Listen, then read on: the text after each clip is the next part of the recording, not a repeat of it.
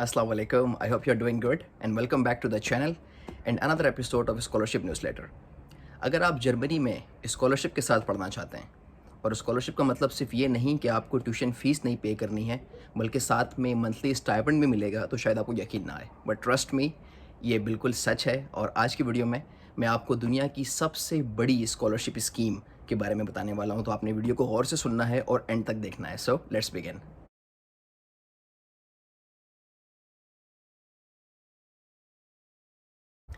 Germany study abroad के लिए या फ्यूचर में सेटल्ड होने के लिए एक आइडियल डेस्टिनेशन है। जर्मनी यूरोप की सबसे बड़ी इकॉनमी है और दुनिया की चौथी बड़ी इकॉनमी है। जर्मन जो कंपनीज़ हैं वो बहुत नामी गिरामी हैं और वो किसी तारुफ का मोहताज नहीं। आप में से बहुत से लोग BMW, Mercedes, Audi, Bayer, Siemens और कई जर्मन ब्रांड्स के बारे में जानते होंगे। तो आज हम जर्मनी की और दुनिया की सबसे बड़ी स्कॉलरशिप स्कीम के बारे में बात करेंगे, जिसका नाम है dart scholarship. Dart basically German word है, लेकिन अंग्रेज़ी में इसे जर्मन एकेडमिक एक्सचेंज सर्विस भी कहते हैं, जो हर साल तकरीबन 1 लाख जर्मन और इंटरनेशनल स्टूडेंट्स और रिसर्चर को फाइनेंशियल सपोर्ट प्रोवाइड करता है कि वो जर्मनी आएँ और जर्मनी की टॉप यूनिवर्सिटीज़ से मास्टर्स, PhD या पोस्ट डॉक करें। आप बैचलर्स स्टूडेंट हैं या मास्टर्स भी हैं तो आप रिसर्च एक्सचेंज के लिए भी जर्मनी आ सकते हैं और 1 साल का अरसा यहाँ पे गुजार सकते हैं इन टर्म्स ऑफ स्टडीज़ और रिसर्च और इंडस्ट्रियल प्लेसमेंट। अगर आप सोच रहे हैं कि जर्मनी इतने लोगों को स्टडी ग्रांट क्यों देता है, इसमें इसका क्या फ़ायदा है, तो जर्मनी का इसमें बहुत फ़ायदा है, क्योंकि जो स्किल्ड लेबर है वो ऑटोमेटिकली जर्मनी आता है और वहाँ पे वो तालीम हासिल करता है फ़र्दर, और उसके बाद एज अ लेबर या वर्क फोर्स इस्तेमाल होता है जर्मन इकॉनमी के लिए। तो बैठे बैठाए उन्हें टैलेंटेड, आप जैसे टैलेंटेड लोग या जो स्किल्ड लोग हैं वो मिल जाते हैं। तो this is another way of skilled based immigration. तो आज की स्कॉलरशिप 2023 के हवाले से है, क्योंकि अगर आप नेक्स्ट ईयर जर्मनी में पढ़ना चाहते हैं तो आपको प्रिपरेशन जो है वो इस साल करनी होगी। तो हम देखेंगे ये डार्ट स्कॉलरशिप जो है वो किस तरह की स्कॉलरशिप है, ओवरव्यू लेंगे। उसके बाद किस तरह की फ़ंडिंग अपॉर्चुनिटी है या फैसिलिटीज़ प्रोवाइड की जाएगी आपको, उस पर नज़र डालेंगे। उसके बाद एलिजिबिलिटी क्राइटेरिया के बारे में देखेंगे, कौन से डॉक्यूमेंट्स रिक्वायर्ड हैं उन्हें देखेंगे, और एंड में अप्लाई करने का क्या तरीक़ेकार है उस पर भी मैं रोशनी डालूँगा।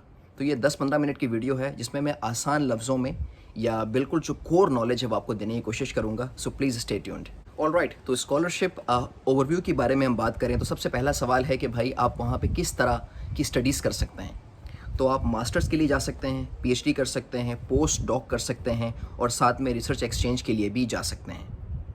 किस तरह के डिग्री प्रोग्राम्स ऑफर्ड हो रहे हैं या किन डिसिप्लिन में आप मास्टर्स या PhD या पोस्ट डॉक कर सकते हैं, तो जो डिसिप्लिन है वो बहुत ही वाइड है। इसमें मेडिसिन शामिल है, इंजीनियरिंग है, आर्ट, म्यूज़िक, स्पोर्ट है, मैथमेटिक्स, नेचुरल साइंसेस है, law, economics and social sciences है, लैंग्वेज एंड कल्चरल स्टडीज़ है, veterinary medicine, agriculture, forestry and nutrition science जैसी फील्ड्स शामिल हैं। इसके बाद अगर आप ड्यूरेशन की बात करें कि स्कॉलरशिप का दौरानिया क्या है, तो डिपेंडिंग अपॉन कि आप किस तरह का प्रोग्राम कर रहे हैं, आप मास्टर्स कर रहे हैं, आप PhD कर रहे हैं, आप पोस्ट डॉक कर रहे हैं या आप रिसर्च एक्सचेंज के लिए गए हैं, तो इसका दौरानिया 1 साल से 4 साल के दरमियान हो सकता है। डार्ट स्कॉलरशिप की जो फंडिंग पॉसिबिलिटीज़ हैं या जो फैसिलिटीज़ आपको मिल सकती हैं वो किस तरह की हैं, तो उनमें सबसे पहला पॉइंट है कि आपको ट्यूशन फ़ीस पे नहीं करनी। जर्मन यूनिवर्सिटीज़ में, जो कि दुनिया की टॉप यूनिवर्सिटीज़ हैं, उनमें आपने कोई ट्यूशन फ़ीस पे नहीं करनी अगर आपको डार्ट स्कॉलरशिप मिल जाती है। जर्मनी में एजुकेशन जो है वो टोटली फ्री नहीं है। यूनिवर्सिटी में आपको सेमेस्टर कंट्रीब्यूशन पे करना होता है, जो कि 500 यूरो या शायद उससे भी कम होता है। तो वो फ़ीस भी आपको अपने जेब से पे करने की ज़रूरत नहीं है। अगर आपको स्कॉलरशिप मिल जाती है तो डार्ट की तरफ से आपको ये सेमेस्टर कंट्रीब्यूशन भी दिया जाएगा। इसके बाद अगर हम फंडिंग की बात करें या मंथली अलाउंस की बात करें, तो अगर आप मास्टर्स कर रहे हैं तो आपको 861 यूरोज़ मिलते हैं। अगर आप PhD कर रहे हैं या पोस्ट डॉक कर रहे हैं तो आपको तकरीबन 1200 यूरोज़ पर मंथ दिया जाता है। अगर हम ट्रैवल अलाउंस की बात करें तो आप जिस भी कंट्री में हैं, डेवलपिंग कंट्रीज़ में हैं, जैसे इंडिया है, पाकिस्तान है, तो वहाँ से आपको जर्मनी आने के लिए या अगर आप पढ़ाई के बाद वापस जाना चाहते हैं तो आपको रिटर्न टिकट दिया जाएगा। इसके अलावा हेल्थ, एक्सीडेंट और पर्सनल लाइबिलिटी इंश्योरेंस की मद में जो भी ख़र्चा आएगा वो भी आपको दिया जाएगा। इसके अलावा depending on specific scholarships additional benefits भी हैं, जैसे ون ٹائم ریسرچ الاؤنس ہے. اس کے علاوہ فیملی بینیفٹ ہے. اگر آپ کی فیملی ہے, بچے ہیں, تو آپ کو ایڈیشنل جو ہے وہ منی دیا جائے گا تاکہ آپ آرام سے زندگی گزار سکیں. اور اس کے علاوہ اگر آپ کو جرمن کورس کرنا ہے جو کہ ان موسٹ کیسز مینڈیٹری ہوتا ہے, آپ کو جو بھی فیس پے کرنی ہے جرمن کورس کرنے کے لیے اسے بھی فنڈ کیا جائے گا, یا اس جرمن کورس کے لیے بھی پیسے آپ کو دیے جائیں گے. فنڈنگ کے بعد اگر ایلیجیبلٹی کرائٹیریا کی بات کریں تو بہت ہی آسان ریکوائرمنٹس ہے. اگر آپ ماسٹرز کے لیے جانا چاہتے ہیں تو آپ کے پاس بیچلرس کی ڈگری ہونی چاہیے, یعنی 16 سال کی ایجوکیشن ہونی چاہیے آپ کی. ہائی اسکول کے بعد 4 سال کا بیچلرس. اگر آپ پی ایچ ڈی کے لیے جانا چاہتے ہیں تو آپ کے پاس ماسٹرس ڈگری ہونی چاہیے, اور پوسٹ ڈاک کے لیے جانا چاہتے ہیں تو آبویسلی آپ کے پاس پی ایچ ڈی کی ڈگری ہونی چاہیے. اگر ہم لینگویج کی بات کریں تو اگر جرمن ریکوائرڈ ہے تو اس کا منیمم لیول اے یا B1 ہونا چاہیے. اگر انگریزی کی بات کریں تو آپ کو ٹوفل یا آئلس لازمی دینا ہے, اور جو بھی ریکوائرڈ اسکور ہے وہ آپ کو لانا پڑے گا. اگر آپ کا ورک ایکسپیرینس ہے, بہت اچھی بات ہے, یہ کمپلسری نہیں ہے, لیکن آپ کو پتہ ہے ورک ایکسپیرینس جو ہے وہ آپ کے اپلیکیشن کو اسٹرانگ بناتا ہے. You stand out from the competition, تو آپ کے چانسز جو ہیں وہ اسکالرشپ لینے کے وہ بڑھ جاتے ہیں. اس کے علاوہ جو ایک بہت اہم ریکوائرمنٹ ہے وہ یہ ہے کہ آپ کو جو ایلیجیبل کنٹریز ہیں ان میں سے ہی ہونا چاہیے اس اسکالرشپ کو اپلائی کرنے کے لیے. تو وہ کنٹریز جو ہیں وہ کیا ہیں ان پہ نظر ڈالتے ہیں. آپ دیکھ سکتے ہیں اسکرین پہ بہت سارے ملک جو ہیں وہ شامل ہیں, لیکن اگر ہم اسپیسیفکلی ساؤتھ اور سینٹرل ایشیا کی بات کریں تو اس میں پاکستان ہے, نیپال ہے, میانمار ہے, سری لنکا ہے, انڈیا ہے, بنگلہ دیش ہے, ایٹسیٹرا. تو اگر آپ پاکستان میں ہیں, انڈیا میں ہیں, بنگلہ دیش میں ہیں تو آپ اس اسکالرشپ کے لیے ایلیجیبل ہیں. آل رائٹ, اب بات کرتے ہیں ریکوائرڈ ڈاکومنٹس کی. تو سب سے جو امپورٹنٹ فارم ہے وہ تو ہے ڈارڈ اپلیکیشن فارم, جسے آپ نے فل کرنا ہے اسکالرشپ کے لیے اور اسے سائن کرنا ہے. دین آپ کو چاہیے ڈگری سرٹیفکیٹ کی کاپی, جو ٹرانسکرپٹ ہے, چاہے وہ ماسٹرز کی ہے, پی ایچ ڈی کی ہے, اس کی کاپی. اس کے بعد آپ کو چاہیے ویل ریٹن سی وی. سی وی کا بہت بڑا کردار ہے. آپ اپنی اکیڈمک ٹرانسکرپٹ سے اور ڈگری سے یہ تو بتا سکتے ہیں کہ آپ کی کوالیفیکیشن کیا ہے, لیکن کس طرح کا ورک ایکسپیرینس ہے, کیا اچیومنٹس ہے آپ کی لائف میں, وہ سی وی میں ہی ڈسکرائب کرنا ہے. اور ایک اچھی سی وی کیسے لکھنا ہے اس حوالے سے میں ایک ویڈیو کر چکا ہوں جس کا لنک یہاں پہ آ رہا ہے, آپ چیک کر سکتے ہیں. دین اندر important document is motivation letter. Motivation letter کا بہت بڑا کردار ہے جس میں آپ اپنی موٹیویشن شو کرتے ہیں, جو بھی آپ کی اکیڈمک کوالیفیکیشن ہے اور جو پروفیشنل ایکسپیرینس ہے اسے آپ لنک کرتے ہیں اور بتاتے ہیں کہ آپ ایک آئیڈیل کینڈیڈیٹ ہیں اس اسکالرشپ کے لیے. تو وہ ساری جو کہانی ہے وہ آپ نے موٹیویشن لیٹر میں ہی لکھنا ہے. ایک اچھا موٹیویشن لیٹر کیسے لکھتے ہیں اس حوالے سے ایک ویڈیو میں کر چکا ہوں جس کا لنک یہاں پہ آ رہا ہے, وہ بھی چیک کر سکتے ہیں. اس کے علاوہ آپ کو چاہیے لیٹر آف ریکمنڈیشن. جو بھی آپ کے پریویس ٹیچرس رہے ہیں, پروفیسرس رہے ہیں, یا اگر آپ کام کرتے ہیں تو جو بھی آپ کا امیجیٹ باس ہے اس سے آپ نے لیٹر آف ریکمنڈیشن لینا ہے, جس میں وہ آپ کی تعریفوں کے پل مانیں گے کہ بھائی you are out standing students اور بلا بلا بلا. تو وہ بہت ضروری ہے. ڈپینڈنگ اپون کس کورس میں اپلائی کر رہے ہیں تو 2 سے 3 ریکمنڈیشن لیٹر جو ہے وہ چاہیے ہوتے ہیں.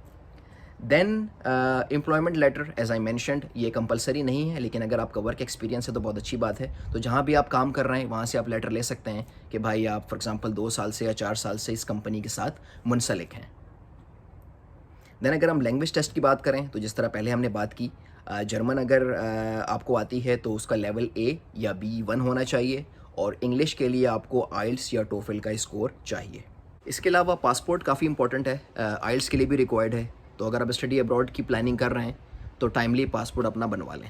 ایک سب سے امپورٹنٹ بات یہ ہے کہ اگر آپ نے اب تک میرا چینل سبسکرائب نہیں کیا تو پلیز ڈو سبسکرائب کیونکہ جس طرح میں نے بتایا آپ کو بہت ٹائم لگتا ہے اس طرح کی انفارمیشن نکالنا, اسے ایڈٹ کرنا, ویڈیو بنانا, اپلوڈ کرنا. تو آئی وڈ ریئلی اپریشیٹ آپ چینل کو سبسکرائب کریں, ویڈیو کو لائک کریں اور شیئر کریں فرینڈس کے ساتھ, کیونکہ بہت سے لوگ ہیں جنہیں نہیں پتہ ہے, وہ ٹیلنٹڈ ہیں, وہ ایلیجیبل ہیں, لیکن لیک آف انفارمیشن کی وجہ سے اپلائی نہیں کر پاتے. تو اگر آپ کے دوست احباب میں ایسے لوگ ہیں جو کہ اسٹڈی ابراڈ کے خواہش مند ہیں تو please do share this video اور my channel with them, I would really appreciate. All right, تو سو فار ڈارڈ اسکالرشپ کس طرح کی ہے, کس طرح کی فنڈنگ پاسبلٹی ہے, کیا ایلیجیبلٹی کرائٹیریا ہے, کس طرح کے ڈاکومنٹس ریکوائرڈ ہیں, تو ان پہ روشنی ڈالی ہے. اب ہم بہت ہی امپورٹنٹ پارٹ ڈسکس کرنے والے ہیں اس اسکالرشپ کے حوالے سے کہ بھائی اپلائی کیسے کرنا ہے, اسٹیپ بائی اسٹیپ کیا پروسیجر ہے اس اسکالرشپ کو اپلائی کرنے کا. تو غور سے سنیں اور ویڈیو کو اینڈ تک دیکھیں. تو سب سے پہلے تو آپ نے یونیورسٹی چوز کرنی ہے کہ آپ کس شہر میں پڑھنا چاہتے ہیں جرمنی میں. اس کے بعد اس یونیورسٹی میں کون سا پروگرام ہے جس میں آپ کا انٹرسٹ ہے. فار ایگزامپل آپ برلن میں پڑھنا چاہتے ہیں یا میونخ میں پڑھنا چاہتے ہیں, تو کیا اس یونیورسٹی میں جو پروگرام ہے آپ کے انٹرسٹ کا وہ ہے. اگر وہ ہے تو آپ نے پہلے تو اسے چوز کرنا ہے.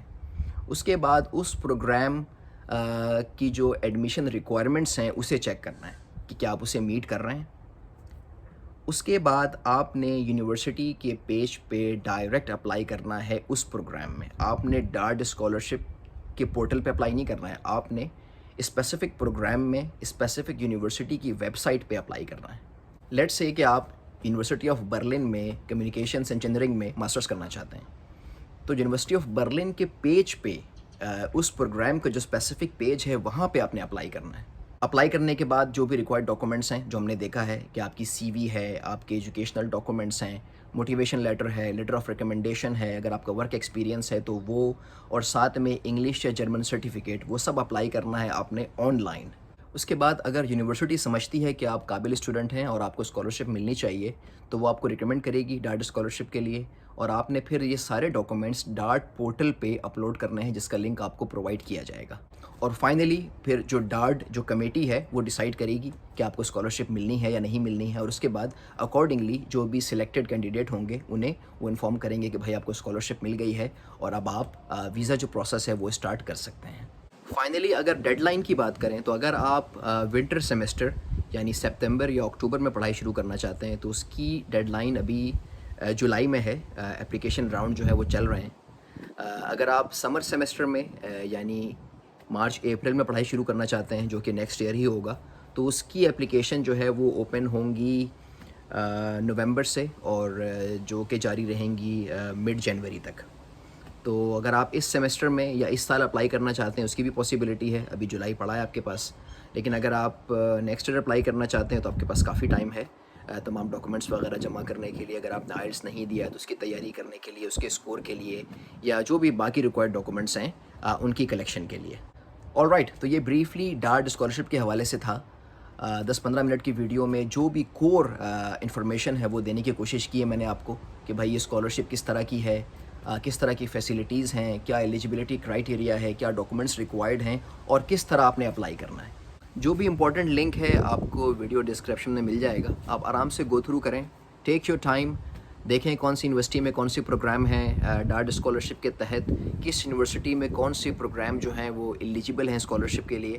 اس کے بعد کسی میں آپ کا انٹرسٹ ہے تو اس میں اپلائی کریں, اس کی ریکوائرمنٹس چیک کریں. آئی ہوپ یہ ویڈیو آپ کے لیے یوزفل ہوگی. اگر آپ کو پسند آئی تو لائک کریں اور سبسکرائب کریں فار مور سملر کانٹینٹس. کوئی سوال ہے تو کامنٹ سیکشن میں لکھیں, میں جواب دینے کی کوشش کروں گا.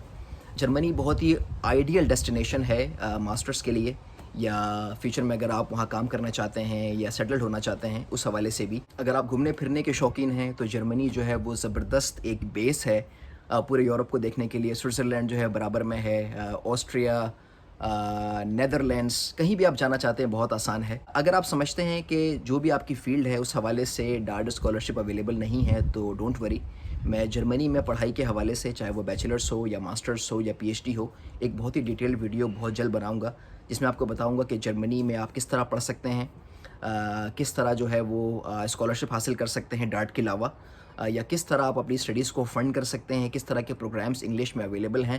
سو پلیز اسٹے ٹیونڈ, اور اس کے لیے آپ کو ظاہر سی بات ہے سبسکرائب کرنا پڑے گا چینل کو تاکہ جب یہ ویڈیو ریلیز ہو تو آپ کو پتہ چلے. آج کے لیے اتنا ہی. آئی ہوپ آپ نے انجوائے کیا ہوگا. انٹل نیکسٹ ٹائم, اللہ حافظ.